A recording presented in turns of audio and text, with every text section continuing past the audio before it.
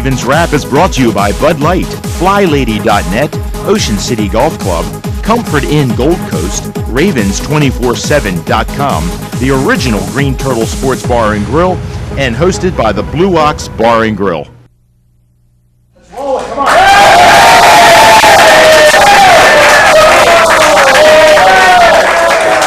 Welcome back in. It's week number 2 of the Ravens Wrap Show here from the Ravens Room at the Blue Ox, 127th Street and Coastal Highway in Ocean City, here on Comcast Beach TV, also on 93.5 The Beach, Delmarva's Rock Radio, and the strongest signal Ravens affiliate here on the eastern shore of Maryland and Delaware. As always, we are joined with our very loyal Ravens Roost number 44. Give yourselves a hand.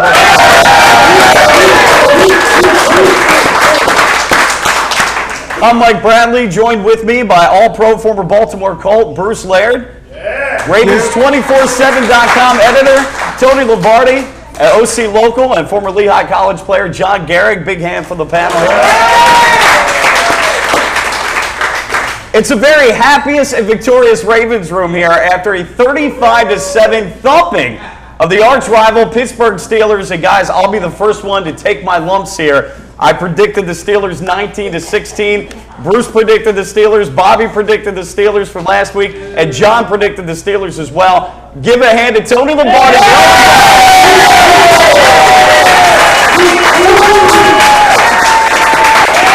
That was easy. Yeah. Tony was the only guy to predict the Ravens. What was your final score in that 27-23. 27-23. Either way, a victory, though. But I tell you what, guys, I'm very, very happy to eat humble pie and prove it wrong. And, guys, I mean, just off the bat, I have to ask you, was it the case of the Ravens getting the monkey off the back, getting over the hump with Pittsburgh, or is it the fact that, hey, you've got some 20 new players on this roster and that just this year they just have better personnel than the Pittsburgh Steelers? Well, let's give it to Tony here to start us off, because there's plenty of reasons why I thought they couldn't win the game, and getting the monkey off their back was a big one. But Tony had the foresight, whether you were thinking with your heart more than your head, but that was a good call, because you haven't seen the Baltimore Ravens do that to Pittsburgh in over 20 matches. Well, there was a lot I think the Ravens had to play for, and monkey on their back was one of them for sure.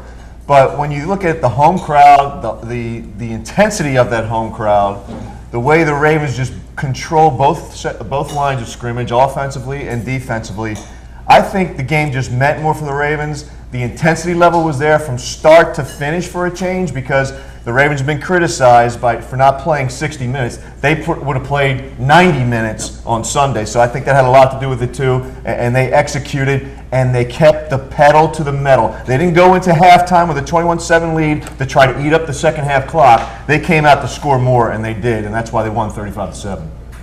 Yeah, I think, guys, right to your point, Tony, every time, back to the playoff game, and a lot of games with the Colts playoff game, other Steeler games, the Ravens get to a point, and there's a breaking point in the game where something happens. And then this week, 14-7, we have 4 or 5 plays, Steelers get the ball, and we all feel it in our gut. What's going to happen next? And Ravens make a play, and it was like that was the point for once where the Ravens made the play that turned the game, didn't turn it around, but it ensured that the Ravens weren't turning back this time. There was no giving it back this time. I heard on talk radio up in Baltimore this week that Haruki Nakamura specifically and Ladarius Webb, they both said that when the whole team at halftime, 21-7, eerily similar to that divisional playoff game. Absolutely. It was in all of their heads. They admitted it. And they said, we're not letting up. We're not going to let up. We're going to finish it. And they played 60 minutes, as I said before. Bruce, as a former defensive player, you look at the Ravens offense and Joe Flacco, and I don't know if he's had a finer game in his now 4th season with the Baltimore Ravens. Oh, I don't think so. I mean, everything he was doing was spot on. But again, when you're at home, what do? You get your home crowd into it. The cliches, but they're not. You got to start fast, especially at home. And they were able to do that. 3 plays, touchdown. And before you know it, they're up 14-0. But everybody else is looking at that stadium. They're still jazzed. But you're thinking, where's it going to be? How's it going to turn? And again, when it went into halftime 21-7, the same point. Can they come out and continue the intensity that they're doing, run the football that well? I mean, the lock of the century that I had was no team was going to rush for over 65 yards. How wrong was that? But that's been the history of the game. And Joe Flacco, 0-6. when Ben's on the other side. But at the end of the day, they put a shellacking on him, and well-deserved. And a game in which Terrell Suggs became the Ravens' all-time sack leader, surpassing Peter Boulware, 3 sacks in the game, and we'll break down the defense a little later on, but certainly he's been a Steelers killer over the last couple of years, guys. No doubt about it. He's been a guy. He's done it in playoff games, regular season. You know, sometimes there's just matchup issues, and then the Ravens with Terrell Suggs going against the Steelers' offensive line, that happens to be one of them, and he's going to take advantage of. What did he say going off the field, Mike? He said something nice about Ben Roethlisberger. Yeah. Can we repeat that on TV? I think he said he tasted good. I mean, I love this quote real quick. He said, you know, Ben's heart and soul belong to God, but his ass belongs to me. That's all right. I was going to let you say that. I won't be the one to say it. But guys, a game in which there was total domination. We want to talk some offense. We want to talk some defense, and we'll do that coming up. More of the Ravens Wrap Show here from the Blue Ox 127th Street and Coastal Highway in Ocean City.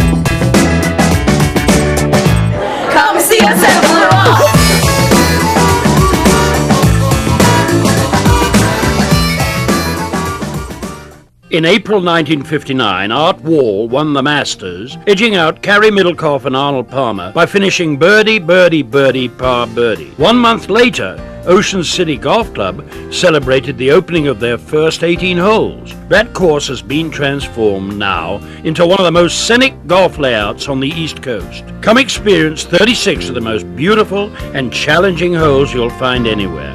Ocean City Golf Club in Ocean City, Maryland. What's going on? We're giving Matt the NFL experience of a high-pressure field goal.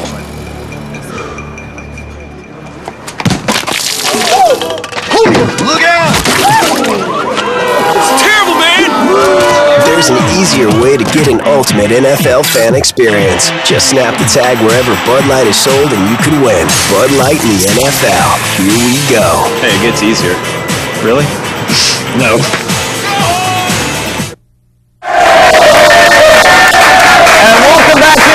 Victorious Ravens room here. The Ravens 35-7 winners over the Steelers. It is the Ravens Wrap Show here on Comcast Beach TV and Delmarva's Rock Radio. Home of the Ravens, 93.5 The Beach. Mike Bradley, Bruce Laird, John Gehrig, and Tony Lombardi. And Bruce, let's touch upon what you had mentioned in the last segment. You know, you look at the Ravens, certainly prolific in the air against the Steelers, but you talk about the running game. Ray Rice, only the second time in some 53 meetings that the Steelers give up a 100-yard rusher. That's huge for the Ravens, not only to be able to pass the ball, to be able to run the ball against a very stout Steelers defense. And Mike, and guys, think about this. Over the last 51 games the Steelers have had, there's only been one back that has gained over 100 yards, and that's Ray Rice. I think he's done it twice. Yep. So with all that to go, the Steelers have not given up. And last year, their average rush per game was less than 63 yards. So what the Ravens had to do with that makeshift offensive line, the line that hadn't been together, well-talented group of guys, what do? They rushed the football very, very successfully on 1st and 10. Albeit that one run was for 36 yards, but it was the perfect play. And then you see it, they did that, and they were able to throw the football successfully on 1st and down. 1st and 10, the success of the Ravens offensively, they got Pittsburgh in a 2nd and 5 or less, and that's brutal on defenses. Yep, good. And they did it on the running game, as you guys were talking about, because when you look at this team, and we talked about last week how on the offensive line, Bruce said it, a makeshift offensive line. It's not to discount the talent on that offensive line because there's a lot of really good players there, but they were facing a familiar foe. They knew what the Steelers were going to do, and there was nothing that the Steelers had to change because they had been so successful going into that game. So why should they change? The Ravens have seen so much tape of those guys. They knew what to do. But there was a couple of new additions to that offensive line. Bryant McKinney, a lot more than he was promoted to be. You know, he came out and played well in the running game right off the bat. Weight didn't seem to be an issue in that. 36-yard run by Ray Rice, so that they set the tone right there and then. And plus, let's not discount the fact that Vontae Leach brings something that we haven't had before with the Baltimore Ravens, and Ray Rice is loving it. Yeah, you know, Ricky Williams ran well. Let's not forget him. I mean, we had almost 80 yards rushing against this defense. So he was a key part of the game. And really, the front office did what they needed to do. And it's hard sometimes, especially with Michael Orr. You move up, you take him, you're in love with him. You think he's your left tackle. He's played there last season. And gave him all the money. Gave him the money. And it was pretty clear he's not a left tackle. And it's easy to just hold on and hold on and hold on, kind of like a Kyle Bowler experiment, and just keep him there, where he was clearly out of position for the NFL. Very good right tackle. You know, by moving him out of position, we have Yanda, who's a great guard, out of position. We bring in the guys we need to bring in. And now we have a true left tackle. We have a great right tackle. We have a great right guard. The whole offensive line's in position. We're putting players in position to succeed, and we saw it all come to fruition. One of the best fullbacks, like you mentioned. I mean, and that was a beating. I mean, whoever would think that the Steelers would get beaten like that? Well, John, I'll stick with you on this, playing former tight end position. Ed Dixon filling big shoes for Speaking of beatings, I have to, this is hot off the press. Okay. Okay. Go shoot. And we all saw how Hines Ward got. This was from the press conference today. This is the post press conference with Hines Ward. If we can zoom in on this. What it says is Jared Johnson is one tough dude. After that hit, my teeth crumbled like a pack of crackers. That's hot off the press. AP. Reports also say. Well, I digress. Go ahead, Mike. You talk about making statements. Jared Johnson made one, but also Ed Dixon filling huge shoes to taking over for Todd Heap, and had a really big day, John, and a couple of passes on Troy Polamalu, who the day before got a pretty big contract, 4-year, $36 million deal. Pittsburgh usually doesn't do that with guys they jettison out. They didn't do that, but boy, Polamalu showed his age, and Ed Dixon showed his youth. It was like you guys were talking about that. That was all set up by the run. I mean, give it to Cam. I mean, we're quick. We're the first ones to cast blame at some of the play calling sometimes. But, you know, the difference this year is we saw passes in the middle of the field. We saw play action, and we saw play action last year, but it was lazy play action. It was not very – you have to sell it. I mean, Peyton Manning does it well. Drew Brees does it well. Brady does it well. Flacco does it well. He did it well. And those plays, the touchdown to Dixon, Pitta running across the field wide open, all play actions that sucked Polamalu and the linebackers up. And John, because the run's successful. Yeah. I mean, I played that position well enough. Am I going to be looking at play action at 2nd and 8? You ain't going to sell that to me. I mean, I got to see it first. I'm not going to react. You got to really show me run before I act. So when you got that 2nd down and 5 or less, and you're selling it because they know they're getting their brains beat out, they got to stop the running game. And this is not this is universal in the National Football League. High school, Pop Warner, every coach in America is saying stop the run on 1st and 10 so we can get our defense to make adjustments to them. They don't want to be dictated. Once an offensive football team gets you in 2nd and 5 less, they have their whole playbook open for you, and you're in trouble defensively. And let's not forget Lee Evans as well. As Coach John Harbaugh said, was able to allow some of those dragging patterns. He did a great job in clearing out the defense. More of the Ravens Wrap Show coming up next.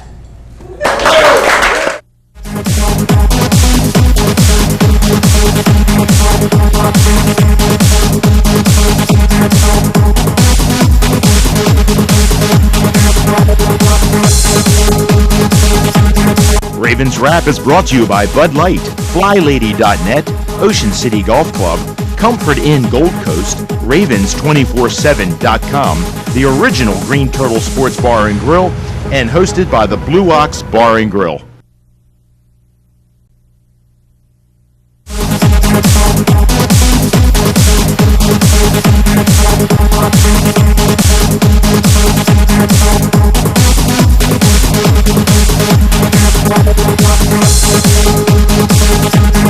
Ravens Wrap is brought to you by Bud Light, FlyLady.net, Ocean City Golf Club, Comfort Inn Gold Coast, Ravens247.com, the original Green Turtle Sports Bar and Grill, and hosted by the Blue Ox Bar and Grill.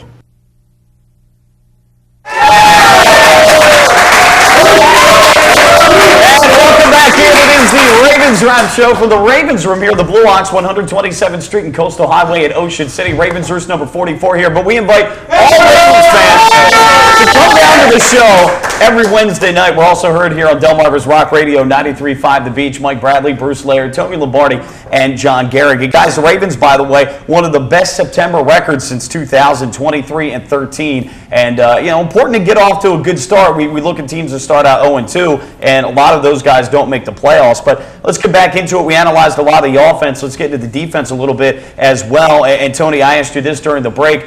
Jimmy Smith goes down on kickoff return, or kickoff, I should say, after the Ravens score right away with only 3 healthy corners. Why was that the case? That was scary. That secondary was put in peril a little bit right from the get-go.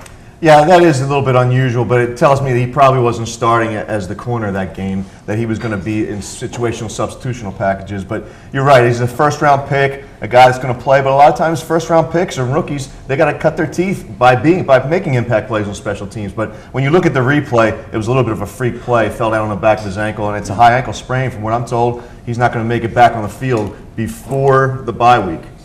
That's a tough one. Bruce, that secondary, though, as we talk about, Jimmy Smith, who was expected to start or at least get a lot of playing time, they held up very well. The other guy that didn't get as much notoriety because of Jimmy Smith, the first-round pick, was Kerry Williams. But, boy, he played well, as did Latarius Webb. They really did. They all came to play. And notice Chuck Pagano didn't have to send the blitz a lot. And that's because you go to a 7-point lead, then it's a 14-point lead. Your mentality as a defensive coordinator and defensive players change a little bit.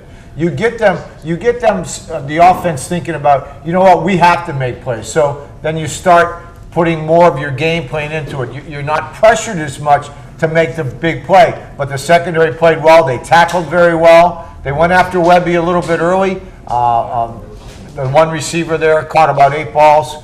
Mike Wallace had no touchdowns, though. Yeah, 8 for 107, but no touchdowns, and that's ultimately what you're trying to prevent. Absolutely, and you hold them to that point. So I think at the end of the day, you got to give it a total defense. You got to give them an A.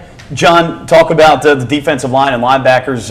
Suggs with a big game, Haloti Ngata as well. Those guys have to get an A or A+.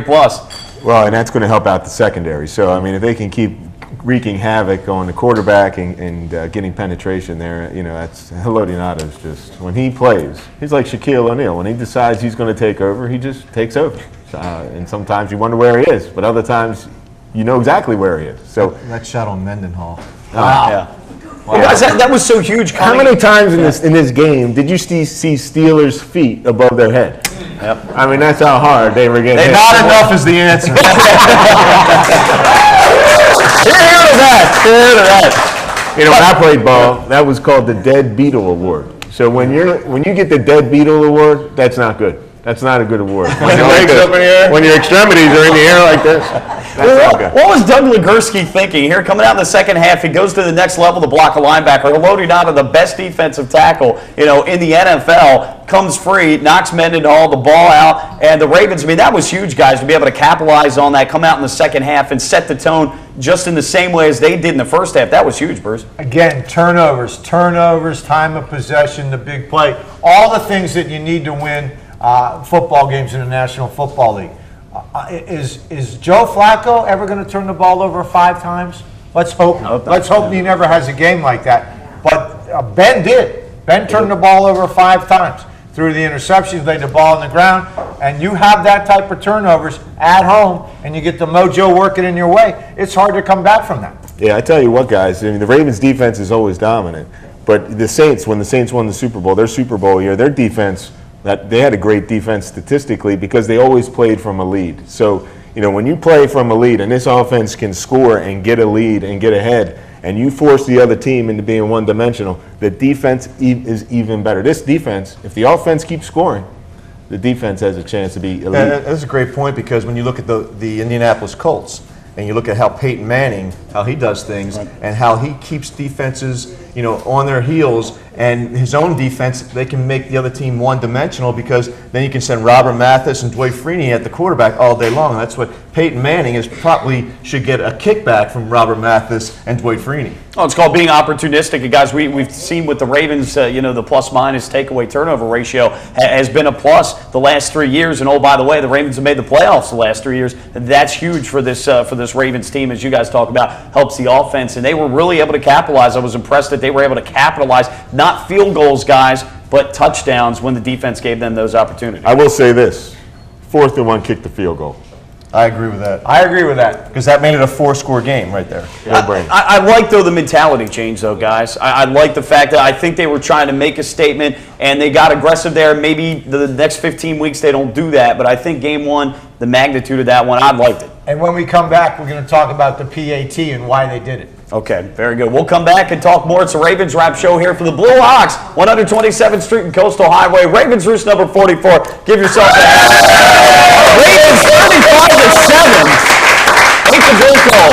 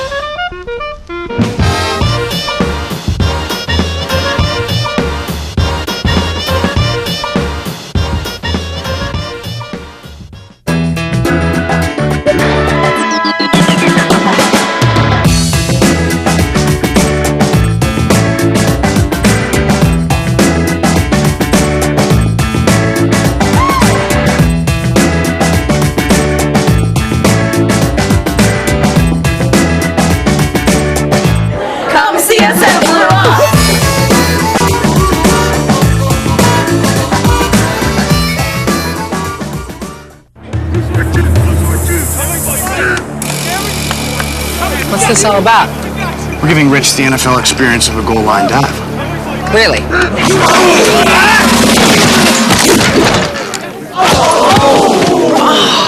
There's an easier way to get an ultimate NFL fan experience. Just snap the tag wherever Bud Light is sold and you can win. Bud Light in the NFL. Here we go. Can I make it? On the internet, yes. Into the end zone, no. Beach Television Network. Your vacation starts here.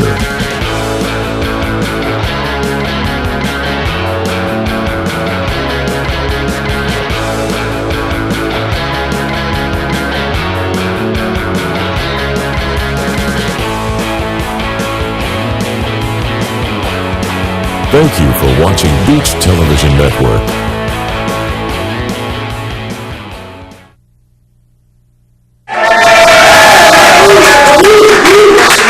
Welcome back to the Ravens Wrap Show from the Ravens Room here, the Blue Hawks, 127th Street and Coastal Highway in Ocean City. I want to thank some sponsors, Bud Light, FlyLady.net, Ocean City Golf Club, our friends at Comfort Inn, Gold Coast, of course, Ravens247.com. Yeah, you can get a half. The original Green Turtle Sports Bar and Grill, and of course the Blue Ox Bar and Grill. And I can't get over this Ravens room, but Ravens 35, Steelers 7. I'm not sure that I'm ever gonna not be able to say it. It's a great feeling to be able to say. Yeah, I do want to get used to it. Absolutely. Well, it's interesting. I got this email this week from a longtime follower of our site, and it just said, "Is it true?" And when I opened up the email, it said, "Are you changing the name of your site to Ravens 34/7?" 35/7. 35/7.com. It is our Ravens247.com insider segment with editor-in-chief Tony Lombardi. And Tony, I know it's one game. We've got a long season to go, 15 games left, and a big game, of course, for players and coaches. But how big was this for the Ravens organization? We took a look at a lot of changes during the offseason. And, you take a look at Ed Dixon's performance, for instance. He was a guy that came to the forefront here, taking the place of Todd Heap. That's huge within the organization. They've got to be smiling pretty bright because they made some changes that I think fans were probably tentative about hearing, on the Black Monday when you cut Todd Heap and when you cut Willis McGahee and when you cut Derek Mason and Kelly Gregg. Well, when you look at all the replacements, take a look at, let's say, LaRon McClain, Vontae Leach, win. You look at Chris Chester, Andre Garrod, win. Jared Gaither, gone. Who's in his place? Bryant McKinney. Looks like a win right there because of Jared Gaither's off-the-field issues. Right. And it just goes right on down the line. You know, at safety, you lost Dwan Landry and you got Bernard Pollard. That looks like a win, tough player.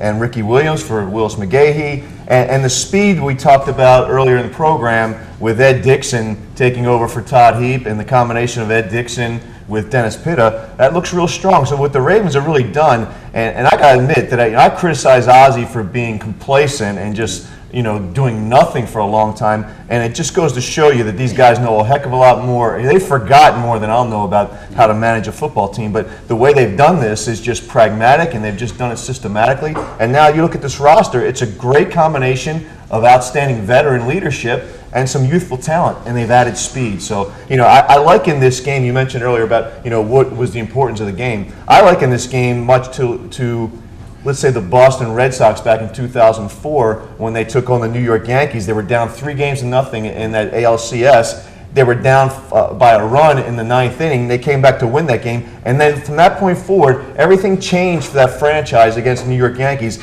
I think that this kind of game that the Ravens had against the Steelers can do exactly the same thing for the Ravens' history going forward against the Steelers.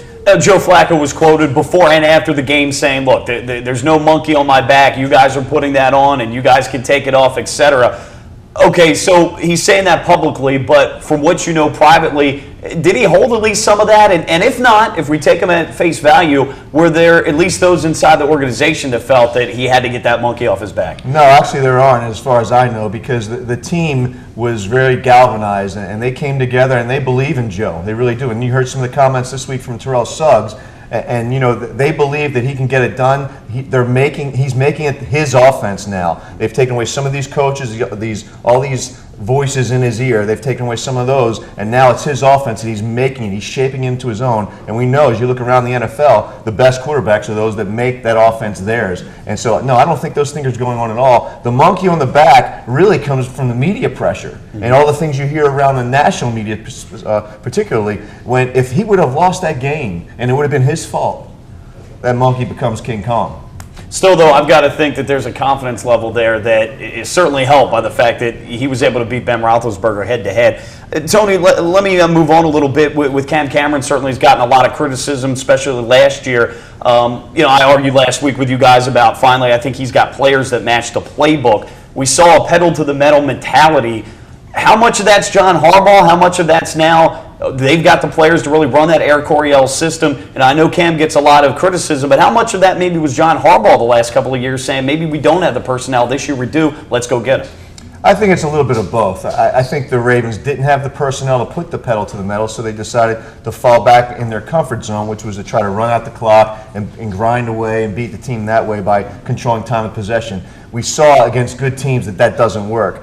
I think now they've learned from their mistakes. And one thing that happened, I think, with all these lack of OTAs is that these coaches didn't sit around twiddling their thumbs. They did a lot of self-scouting, and they had the offense self-scouting, the defense, and vice versa. And I think they came up with ways to figure out how are we going to be a better team. We're going to need more speed, and we also need a killer instinct, and we need to play 60 minutes.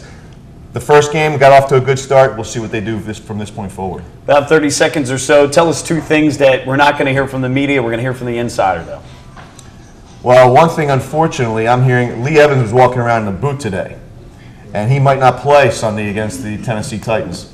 Interesting. And so I think that changes the complexion. Sure Torrey does. Smith is going to have to step up, next man up. Yeah. Finally, real quick, Brian Billick said this could be the best Ravens team that we've had in 16 years. So they saying that in the organization?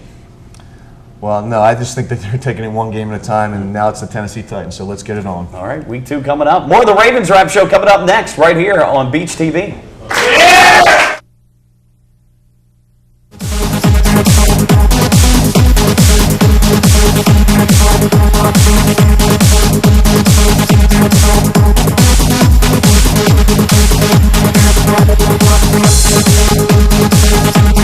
Ravens Wrap is brought to you by Bud Light, FlyLady.net, Ocean City Golf Club, Comfort Inn Gold Coast, Ravens247.com, the original Green Turtle Sports Bar and Grill, and hosted by the Blue Ox Bar and Grill.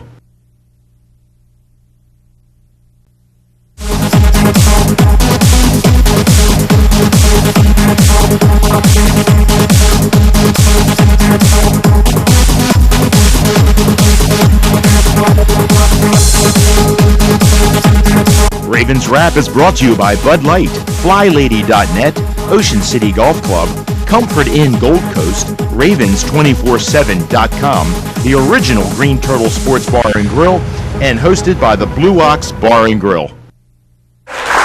And welcome back. It is the Ravens Wrap Show here on Comcast Beach TV, also Delmarva's Rock Radio, 93.5 The Beach. Mike Bradley, John Garrick, Bobby Vermillion. I'll let you introduce a special guest. I know I razzed you a little bit last week about watching you guys on TV back in the day as a kid growing up. You know, it's kind of funny, Mike. You said last week on the show that you watched me growing up as a kid right here on Beach TV on Comcast with, of course, the one and only Barry the Stallion Stride. Welcome back to Ocean City, my friends. And I will tell you this, there's not a bigger Ravens fan in St. Petersburg Beach in the Tampa area than this guy, Barry Stride. They've got a beautiful restaurant down there, and I know your Ravens support didn't go away when you moved to Florida. No, we have probably the biggest Ravens bar in the state of Florida, and we still haven't slept since that 2nd and 5 call, and they called a pass play with nobody in the backfield on the 40-yard line and a 4-point lead. I haven't slept yet, but I am very encouraged now, Bobby. And I told everybody, and I said all these guys' picks up here. I said, when you see the line at 2.5, and it goes down to 2, then it goes down to 1.5, then it goes down to 1, and then it goes to pick 'em. If you're married and you love your wife, put her on the Ravens, you'll have twins when you come home. Trust me when I tell you, it was the biggest lock of the century. I only had it 27-13, but I was close. Well, you were a lot closer than I was. And, I had to eat some crow today. I'm back here, kind of an unexpected visit by the Stallion, but I did pick the Steelers last week, John, and I know you did too. I think we're all on the Steelers. And I'm not on the record. I'm not on the record. But I did say that the Ravens would win the AFC North. They would get a home game, and they would beat the Steelers in November. So hopefully that'll happen, and we'll have a home playoff game. Well, Stallion, let me ask you. You take a look at that offensive line. I think that was one of the biggest question marks. We just weren't sure with Brian McKinney, how in shape he'd be ready to go. Everybody's moving into different spots, yet they shined the other day. Well, they really did shine, and one of the big keys to the Ravens on the offensive line was they ran straight ahead. I mean, one thing I didn't like that is when you have a 3rd and 1 and you go into a shotgun formation, you can still throw the ball from underneath the quarterback. You got to give the ball to Leach on 3rd and 1, or at least fake that you're going to give it to him. You can still throw the ball out of the formation. I don't like dictating what you're going to do when you throw the ball with a naked backfield. So I didn't like that aspect, but they're going to correct that. But see, one of the things they did with McLean, I used to say McLean for president, McLean, they gave the ball to McLean inside the 3 and 2 yard line and let him go straight ahead up the middle with the biggest offensive line in football. You don't give it to McGahee 80 yards back in the backfield. You know they're blitzing and he has to run 80 yards to get 2 yards. Give it to the guy straight ahead. Just give it to him. You can always throw it on 3rd and 4th. Just so you know, but just give the guy Leach a shot at plowing it up the middle. It's a good thing we got him on a week. I have Ray Rice on my fantasy team. I need Ray Rice to go straight ahead. Yeah, I know, but I don't like him lining up 8 yards back because you know they're going to be blitzing and they're going to just put more guys than you have to block. So you got to at least fool them once in a while. If you can't run it up the middle twice, then you have the options. Well, I'll tell you what, Barry, a lot happens when you've got an offensive line that played the way that the Ravens played this week. It can make any formation, any play call look good. I think Bruce and all the guys talked about it earlier. The Ravens just dominated both the offensive front and the defensive front. So, I think they could have ran any play and they would have scored pretty much last week. It sure looks that way. But at least last year with the makeshift offensive line, they can go straight ahead. It's tough for them to pick up blitzes to go off tackle and run wide and all that stuff. Those guys were going from the right offensive tackle to the left offensive tackle. Just go straight ahead once in a while. It's easy for a guy 360 pounds to go straight ahead.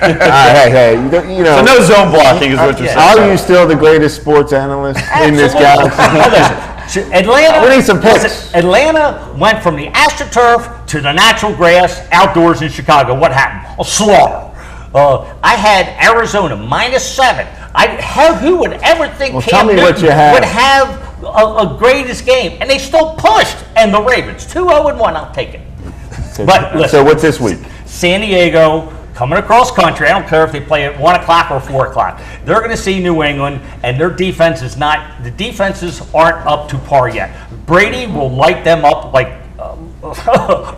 Trust me. If you're marrying your loved wife, put her on New England. You have twins when you come home. And Pittsburgh, a dome team going outside Seattle. I don't care if it's 80. Lay the lumber. Pittsburgh will kill Seattle. Barry, let me get back real quick to the Steelers game. Troy Polamalu wasn't in the box a whole lot. I mean, that shows the Ravens' offense. Now you actually have some vertical threats. He wasn't able to come up and make the plays he's used to making before. Well, one of the things was in the preseason, you saw Lee Evans going vertical when everybody's looking, well, they got a vertical threat. They got a vertical threat. But no, what they did is they decoyed him. And Antoine Bowden across the middle. And you got to give credit to the organization. When I see Todd Heap and Derek Mason going, it's driving me nuts. Then I see Dixon running twice as fast as Todd Heap ever thought about being, and then, oh my God, they're geniuses. I tell them. The only thing we got to worry about, not the Steelers. They're over 30, and they're $20 million over the cap. Forget about the Steelers. It's us and New England. All right, we got to start wrapping things up. Special guest, the Stallion, with us here on the show. Put those bets in. More of the Ravens Wrap Show coming up next.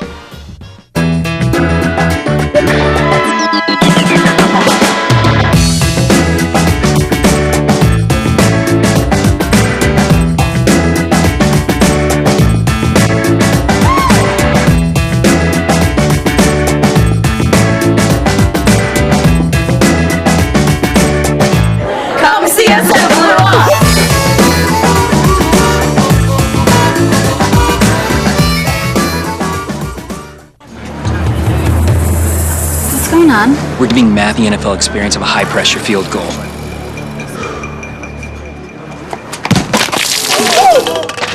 Look out! It's terrible, man! There's an easier way to get an ultimate NFL fan experience. Just snap the tag wherever Bud Light is sold and you can win. Bud Light in the NFL. Here we go. Hey, it gets easier. Really? No. Beach Television Network. Your vacation starts here.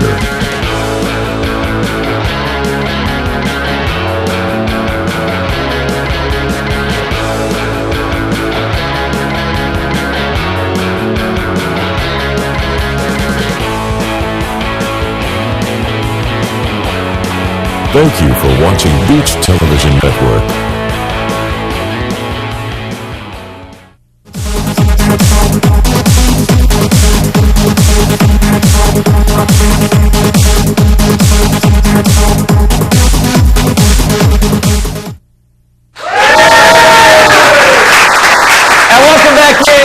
Ravens Wrap Show from the Ravens Room, the Blue Ox, 127th Street and Coastal Highway in Ocean City. You got Ravens Roost number 44 here, but we invite all Ravens fans to come on down. We want to add to the group here for every show that we do. We're also heard on 93.5 The Beach, of course, right here on Comcast Beach TV. It is time for the pros' perspective, and Bruce will first of all look back here on the Pittsburgh game.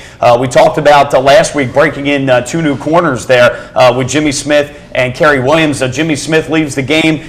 Got hurt on special teams, so Ladarius Webb had to fill in. I thought he did a nice job at breaking down for us. What did you see out of young Kerry Williams on the other side? Thought he played well. Webby, who has obviously some experience, played well. But what did you see up there in the box? Well, what I really liked, the inside information I had was that Smith was going to start. He was going to play. They attempted to go with the young kids and let him go and get it going. And you saw it all preseason. Both of them long, tall, strong guys. Love to get after you a little bit, and they will continue to do that. I think the keys to what the Ravens did is obviously start fast, Mike. They started fast offensively, 3 plays, 7 points, and then they kept the pedal to the metal and let Chuck Pagano grow with these guys. And I said something to Zibby early on the thing. I said, I know you're starting. I said, what do you think? Are the kids going? He said, yes to me. The kids are going. I said, just talk to them. Just nurture them through so they understand down, distance, and just treat them like they're all babies, because that's what you have to do to corners. They're so physical and they're so, I mean, they just need to play. They don't need to think a lot because you're out there on that highway. We talk about our secondary being deep, but I think the versatility really showed as well. At one point, Haruki Nakamura had to come in as a nickel when Kerry Williams went out with a cramp. John Harbaugh talked about the fact that you've got guys that can play outside, inside a corner, and safeties that can play high-low, meaning free safety, strong safety. Again, talk about some of the guys that had to come into the game. Well, that's what's so important. You can move people around. All secondary people should know. I mean, obviously, a strong safety type is not going to go out to play the corner, but you got to be able to play in and out inside that box, and all of them are interchangeable. So you can do that, and you get Pollard in there, and I think the main thing is, again, you get that lead, you got those guys out there, and they let them play their own defense. Let Pittsburgh come to them. And then after a while, by the third quarter, I mean, the middle of the third quarter, Mike, it was nickel and dime all day. Haloti Ngata and Cody, they're on the bench for the rest of the time. It was nickel and dime all day, which is a perfect thing to do to Pittsburgh. Absolutely get them down by 21 points, make them so one-dimensional. It's like it's like your first birthday. It's a wonderful thing. There's cake flying all over the place. You're a mess. You're just loving it.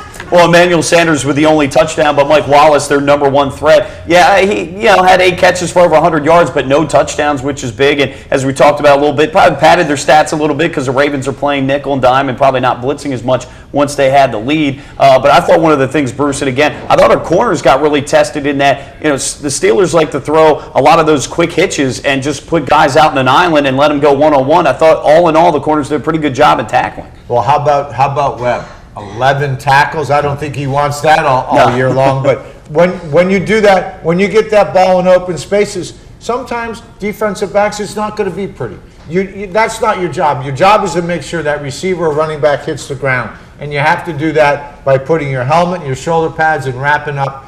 And they're doing that. Tackling is very, very important. So we're going to see more and more of that. With Jimmy Smith being out for a length of time here, we're going to see how Dominic Foxworth, is he going to be able to come back in? How about Chris Carr? Right. What is his situation going to be? This hamstring of his has been over a month or so now. He may never be right. So it's going to be interesting to see down the road. This is one of 16. So it's a marathon, not a sprint.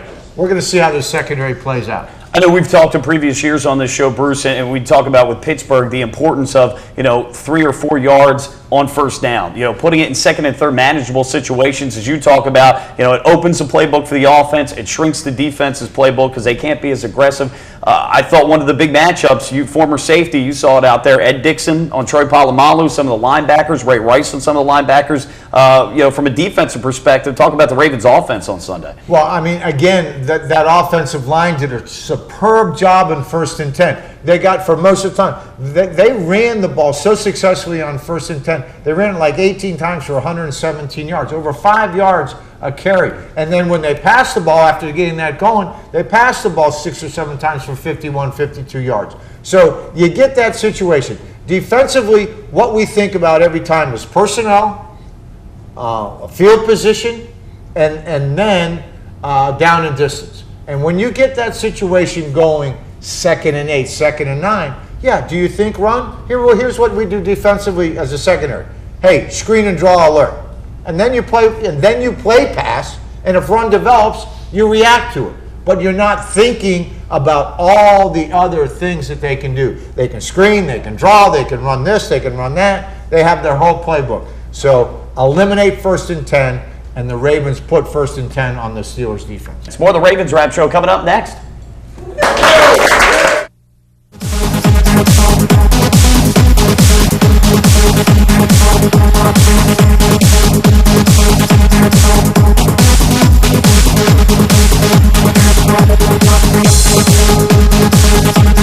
Ravens Wrap is brought to you by Bud Light, FlyLady.net, Ocean City Golf Club, Comfort Inn Gold Coast, Ravens247.com, the original Green Turtle Sports Bar and Grill, and hosted by the Blue Ox Bar and Grill.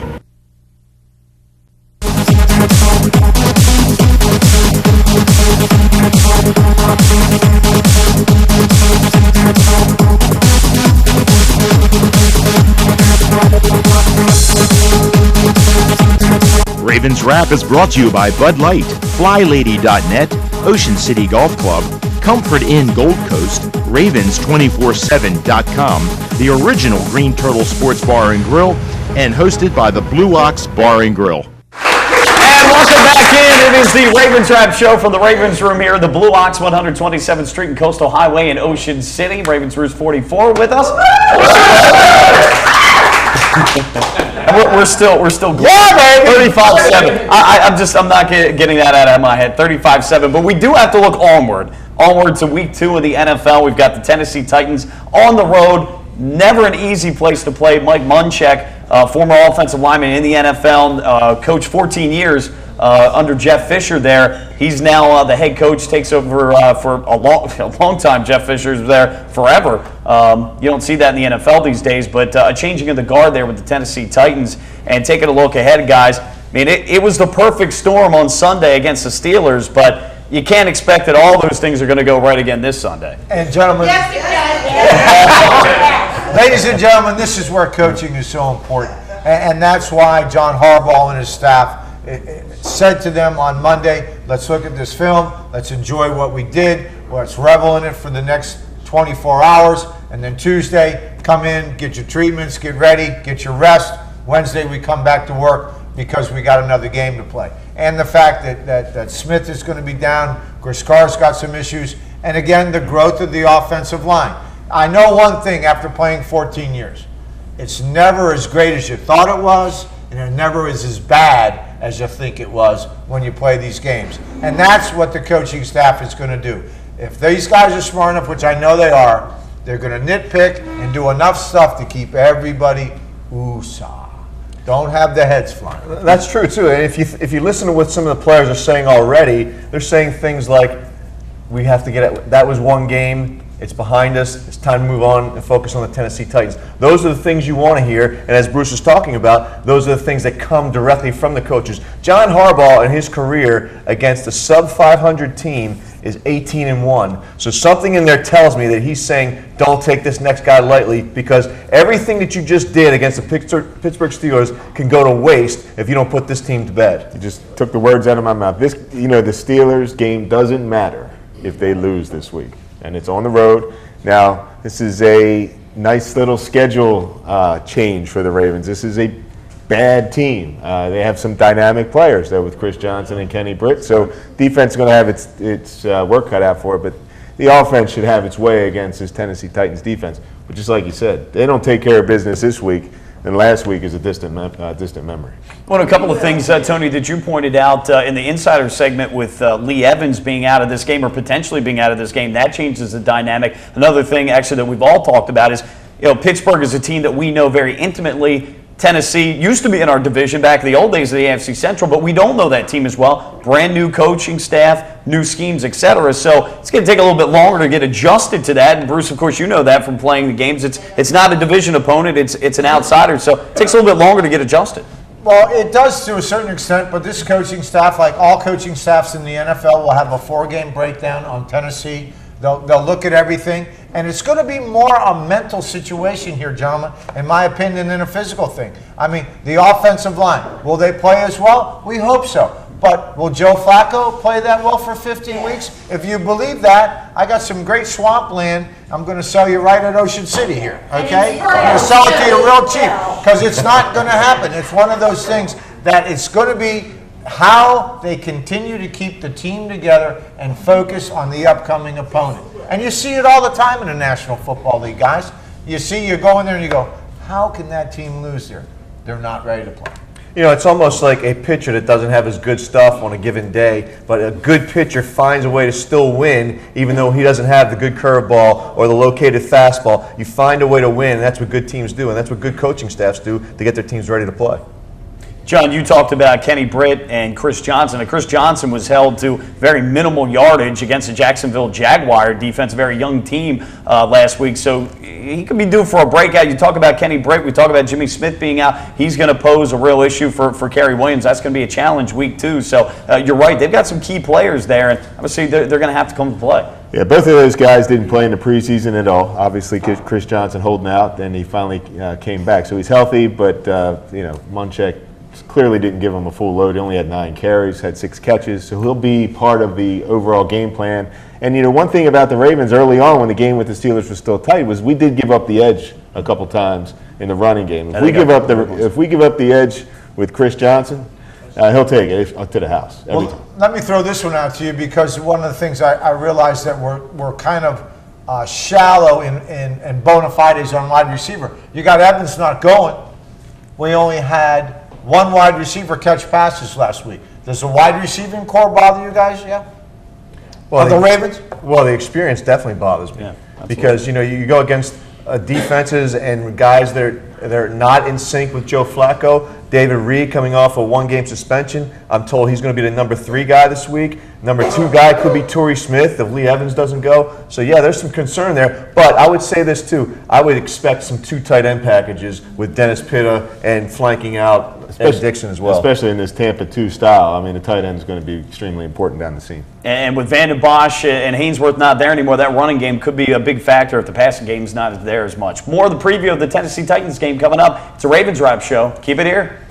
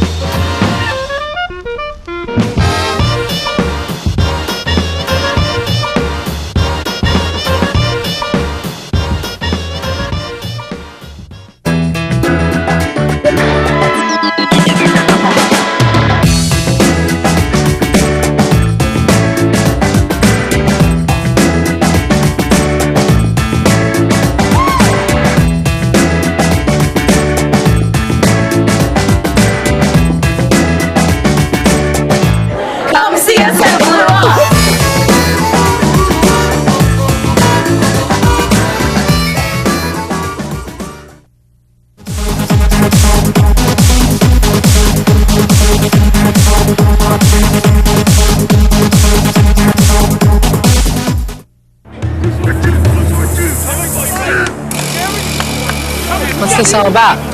We're giving Rich the NFL experience of a goal line dive. Really?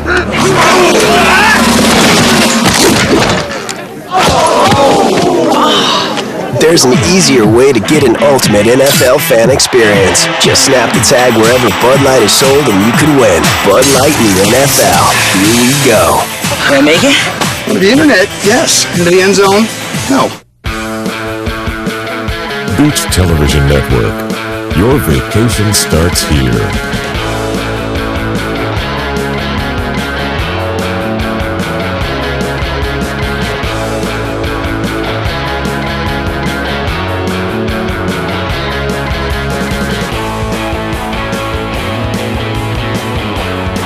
Thank you for watching Beach Television Network.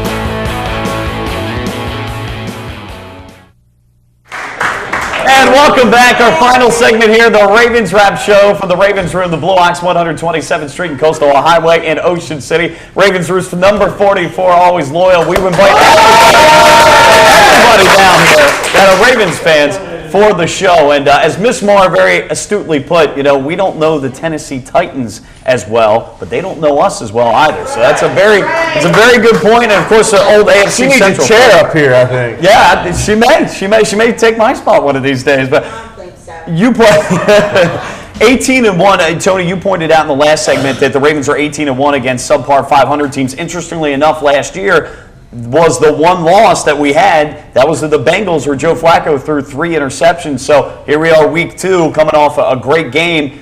hopefully he can parlay that, what he did in week 1 and week 2. But again, may not have Lee Evans, and we'll have to see how it goes. Yeah, I think that whole thing with the Cincinnati Bengals is a matchup issue because, they're able to get after the quarterback with 4 guys. And it's matchups up front, it's matchups in the back, and they were running really tight cover 2. They had 2 good corners last year. One of them's gone now, Jonathan Joseph, but they just ran that system, and it just was a matchup nightmare for Joe Flacco. So I'm not going to use that analogy or lean on that as a reason to fear the Tennessee Titans because it's a different offense or defensive system.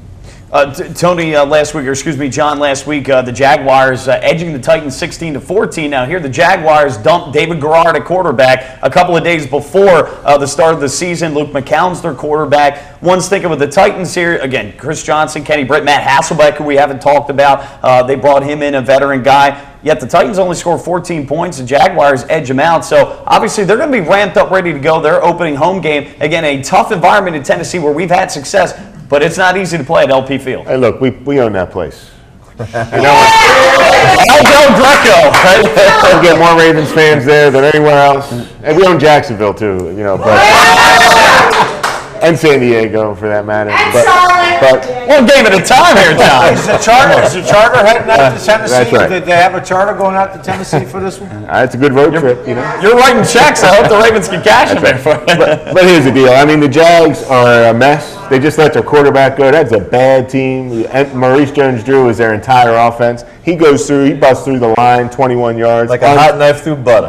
Untouched. I mean, Ray Rice should have, and this should be all day long. We're taking the all-day moniker from Adrian Peterson. We're giving it to Ray Rice because he'll be running all day against this Tennessee defense. So Bruce, even though we saw 7,000 yards of passing offense last weekend, it could very well be that the Ravens go a little old-school running game to defeat the Titans this week. Well, it is so interesting that the NFL, I think, in all their history last week, was the second or third most yards passing the football. But again, teams running the football were more successful winning games than not. So, it's going to be, with this offensive line, I think with this football team right now, I think John Harbaugh and Cam want to run the football. I think they want to develop 1st and 10. That way they set up the play action in the passing game. And again, I mean, with Evans being out, we're going to have to see where these young wide receivers and the other guys, the 2 tight ends, can they continue what they started? 7 catches for over 100 yards. And a very balanced attack last week. Actually, a few more runs than passes by the Ravens. But Tony, we look defensively. They've got, they've got some skilled guys, but the defense had a heck of a game against the Steelers. But it helped certainly that the offense was able to get up early. They were to pin their ears back a little bit. Yeah, it helps make the other team one-dimensional, and you got kind of an idea of what you can expect when you're out there on defense. But the thing that I look at the Titans, it's 2 impact guys, and John mentioned it earlier. Chris Johnson, and you've got Kenny Britt. And I think those are the guys the Ravens are going to focus on. Those are Chuck Pagano's guys. He's going to be figuring out ways to stop those 2 guys and make the other guys beat them. So I think Chris Johnson and John brought up a good point before, off the edge, that left edge of the Ravens defense, there was some vulnerability there. They got to fix that going against Chris Johnson. Here's the other thing, too. This Tennessee offense is just not sustaining. Now, again, Chris Johnson was limited, only 9 carries, touched the ball only 15 times. Munchak already says he's getting a full workload. But, I mean, these guys had 40 seconds time of possession in the 3rd quarter, all right? So they had 6 drives with few or fewer plays. So they have those playmakers, and Kenny Britt still went off with 130 yards receiving and 2 touchdowns. So, I mean, they're just not a very good team. We should smack them around, beat them up. If we don't beat them up, it's almost as bad as the defense couldn't even go to the bathroom. That's right. Well, John, what's your final prediction score-wise here? We should dominate this one 27-9. Okay. Tony, go ahead. I'm going to say it's going to be a little bit tighter than most people think, and the Titans get off to a fast start because it's a home opener. I'm going to say Ravens 24, Titans 20. Bruce? Ravens 28, Titans 10. So we see this, though, being a running attack, guys? We see it more of a running attack than passing attack. I would think so, and again, let them set it up. Let them set it up. But I think with this offensive line, they continue to want to give them some opportunity to stay out there. Run 65, 70 plays a game. All right, I'm going Ravens 21-13. Guys, thank you so much. Another great week of the Ravens Rap Show here. Right here, the Ravens Show, Ravens Rap Show on Comcast Beach TV. See you next week.